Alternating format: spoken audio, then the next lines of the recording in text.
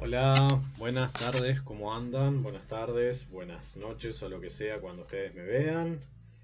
Lo prometido es deuda, así que les voy a hablar un poquito más sobre Epicuro. Recordándoles algo que ya estuvieron trabajando algunos de ustedes, que la teoría física de Epicuro es materialista, eso ya lo estuvimos viendo. Esto quiere decir que para Epicuro nuestro mundo, que es el único al que accedemos, está regido por materia, exclusivamente materia, y que todo está compuesto por átomos. Y esto es una discusión, un enfrentamiento directo con Platón, el otro autor que estuvimos viendo, ya que esos dos mundos que plantea Platón, para Epicuro no significan nada, en la medida que nosotros solamente conoceremos uno porque nosotros somos materia. Nuestra alma, que para Epicuro existe, la psique, la palabrita griega que significa alma, existe, pero también está compuesta de átomos. Y habíamos dicho que conocíamos a través de las sensaciones que provenían de esos átomos. Como la muerte es nada más que la disgregación de los átomos, es decir, los átomos que componen nuestro cuerpo se separan, también los del alma, y esto significa nuestra muerte. Después de ello no hay nada para el ser humano. Y por lo tanto, tampoco en sentido estricto conoceremos la muerte, porque no tenemos sensación de ella, ya que no hay átomos para tener esas sensaciones, ¿sí? De este modo, cuando Epicuro dice la muerte no es nada para nosotros, lo que está diciendo es que nosotros no podemos conocer la muerte. Si estamos vivos, la muerte no está. Si está la muerte, no estamos nosotros porque no estamos vivos. Y luego da un paso más en algo que se conecta con, no con lo físico, pero con otra faceta muy importante de su filosofía que nosotros veremos, que es la ética, que es absurdo temer a la muerte por esto que mencionamos, no la conoceremos, ¿sí? Volveremos sobre ello cuando hablemos de ética. Ahora, hay otro asunto interesante por estar lejos del sentido común, que dentro de la teoría de Epicuro es algo que tiene que ver con los dioses. ¿Por qué refiero a los dioses? Uno pensaría que un autor materialista no cree en la existencia de los dioses. Es lo que generalmente pasa en la historia de la filosofía con los autores materialistas. O que, en todo caso, no intervendrán para nada en nuestro mundo. Ese es el planteo, de algún modo, de Epicuro. ¿Qué quiero decir con esto? Tal vez por tener que ver esto con la religión del tiempo en el cual él vivió, que era una religión de Estado, tal vez él haya optado por afirmar que los dioses existen. Es más, él llega a decir algo que no fundamenta completamente de acuerdo a los textos que nos llegaron de él, que no nos llegaron todos, es que nosotros tenemos un conocimiento evidente de los dioses. Y él dice, y sabemos que son buenos, bienaventurados y felices. Ahora, esos dioses, como son bienaventurados y felices, entre otras cosas lo son porque no se meten en la vida humana. Y entiende Epicuro que así como ellos no se meten con nosotros, nosotros no deberíamos meternos en la vida de ellos. ¿Qué quiere decir? No deberíamos estar pendientes de los dioses. La gran pregunta, o una de las preguntas que uno puede formular desde el punto de vista físico es, bueno, si los dioses existen y nuestro mundo es un mundo físico, ¿dónde están estos dioses? Bueno, la solución de Epicuro, por eso les decía que él lo que sostiene es que nuestro mundo es el mundo físico y que solamente habitamos este mundo físico. Él sostiene que los dioses habitan en algo que los griegos llamaban el inframundo, una instancia que los seres humanos no llegarían a conocer, según Epicuro. Y en ese sentido, lo mejor que podríamos hacer los seres humanos respecto a los dioses, entiende Epicuro, es imitarlos. ¿Qué quiere decir imitarlos? Epicuro entiende que estos dioses son bienaventurados y felices, entre otras cosas porque viven en un estado de amistad entre ellos, entre los propios dioses. Eso es lo que les permite ser felices. Es una de las cosas que les permite ser felices. Y en este sentido, cree que los seres humanos los deberían imitar, tanto en lo que ya mencionamos, esto es, ya que ellos no se meten en los asuntos humanos, no meternos nosotros en cuestiones divinas. Y lo otro es imitarlos en lo relativo a las relaciones de amistad, que son para Epicuro las mejores relaciones que se pueden cultivar entre los seres humanos.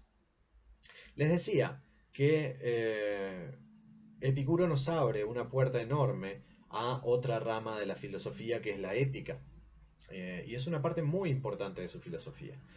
Tal vez, digamos, tal vez tendríamos que decir que el epicureísmo, es decir, la corriente liderada por Epicuro, que no tuvo muchos más grandes pensadores que él, tal vez Leucipo pueda haber sido uno, pero es una escuela que realmente tiene, una escuela de pensamiento, que realmente tiene a Epicuro como líder de una escuela filosófica llamada el Jardín, y que quien sobresalía era Epicuro. Una de las características de esta escuela llamada el Jardín era que estaba abierta a todos los humanos. Esto a ustedes les parecerá tal vez algo menor, pero no lo es. Recordemos que en la Grecia de hace 2300 años, el sistema de producción era más que nada esclavista, es decir, si bien antes de Epicuro, en la época de Sócrates y Platón, hubo una democracia, esa democracia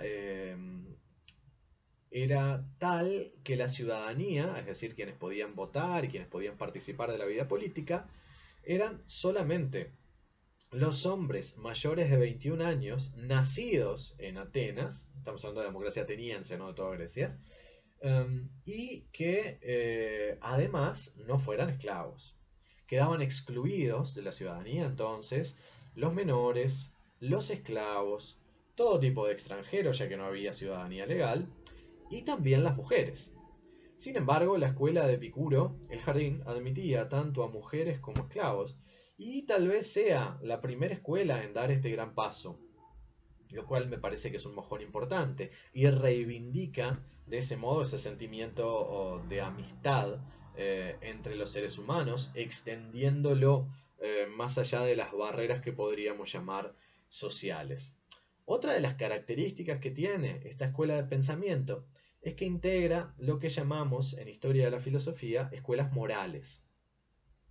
Las escuelas morales son aquellas posteriores a Sócrates, Platón y Aristóteles, que dedicaron la mayor parte de sus esfuerzos a la pregunta cómo debemos vivir. ¿Qué quiero decir con esto? Antes de Sócrates, Platón y Aristóteles, la filosofía era básicamente naturalista. Sus preguntas eran más que nada por la naturaleza, el universo y lo que rodeaba al ser humano. Con Sócrates, con Platón y Aristóteles, esas preguntas pasan a centrarse en el ser humano, es decir, ¿qué es el ser humano? ¿Qué hace? Etcétera. Lo que hacen estas escuelas morales, hay otras además del epicureísmo, está el estoicismo, están los cínicos, están los cirenaicos, es ir a un punto más preciso todavía, más específico cuando decimos preciso, de las preguntas por el ser humano, que es cómo debemos vivir los seres humanos. Y por lo general, la idea que está detrás de estas escuelas morales es cómo debemos vivir para poder ser felices. Lo que está en juego, si se quiere, lo que está detrás de esto es la idea de la felicidad. Pero vieron que dijimos cómo debemos vivir. Por lo tanto, por un lado tenemos la felicidad y por otro lado la idea del deber. Esos son los dos conceptos fuertes de la ética como rama de la filosofía. Ustedes sabrán o les sonará que ética tiene mucho que ver con moral en la vida cotidiana. Cuando decimos que alguien no se comportó de forma ética, muchas veces lo que queremos decir es que no se comportó de forma moral, es decir, se comportó como un inmoral. Esto tiene que ver con lo bueno y lo malo, lo que se debe y no se debe hacer, lo correcto y lo incorrecto. Um, claro, hay una diferencia entre ética y moral. Digamos que la moral ya es el código hecho que marca lo que hay que hacer y lo que no hay que hacer.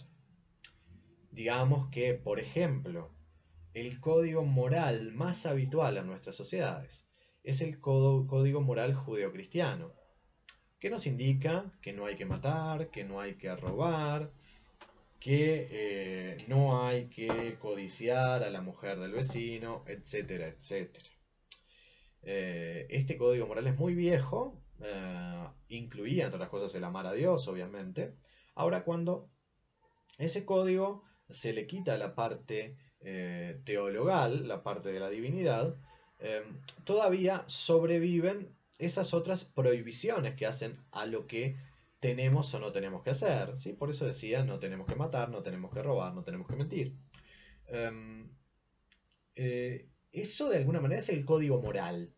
Uno es inmoral cuando no actúa de acuerdo a ese código. Y, insisto, en nuestra vida cotidiana utilizamos la palabrita ética de forma parecida. Sin embargo, dentro de la filosofía, la ética es una rama de la filosofía, así como lo es la metafísica, como vimos que era la metafísica una rama. Y la ética es una rama de la filosofía que se dedica a reflexionar sobre la moral. Cuando decimos reflexionar sobre la moral, decimos es la que se dedica a pensar por qué tal cosa está bien o está mal. Y a dar razones. Si llegamos a la conclusión de que matar está mal, a fundamentar por qué está mal. Entonces, si nosotros separamos, tenemos, por un lado, la moral, que sería ya el conjunto de normas medianamente establecido en una sociedad dada. Y la ética es la que se dedica a reflexionar sobre esas normas para fundamentarlas o tirarlas abajo si estamos en desacuerdo con ese tipo de norma. Bueno, justamente Epicuro es un filósofo que tiene una teoría ética, es decir, que va a proponer un modo de vivir bien, ¿sí? Va a tener una teoría de la vida buena con por detrás el elemento de la felicidad, es decir, cómo hay que vivir para poder ser felices. Porque vivir bien es vivir de acuerdo a una idea de felicidad. El concepto clave para Epicuro va a ser el concepto de placer. Ahora bien, tenemos que tener cuidado, porque Epicuro no entiende el placer necesariamente del mismo modo que lo entendemos nosotros. Voy cerrando por acá este discursito del día de hoy.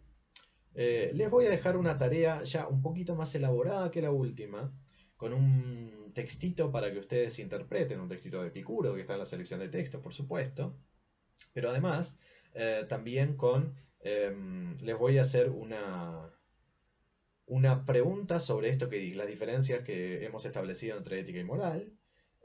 Y también les voy a preguntar a ver qué piensan ustedes del placer antes de entrar en lo que es el placer para Epicuro.